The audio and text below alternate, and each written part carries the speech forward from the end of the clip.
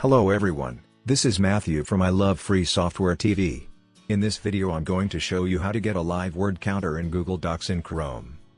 Since Google Docs doesn't have a live word counter by default, we're going to use a free Chrome extension called WordCounter.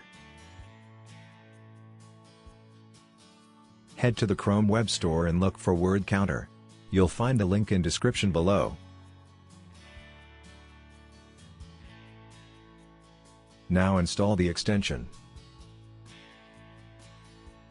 Once installed, open a new Google document or any existing one. Once you start typing, a floating bar will appear with current number of words in the present document. The floating bar will always be on the same line you're typing in, which makes it pretty convenient to see.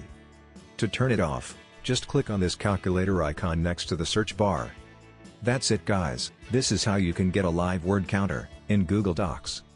If you like this video, hit the thumbs up below and remember to subscribe to this channel for more videos.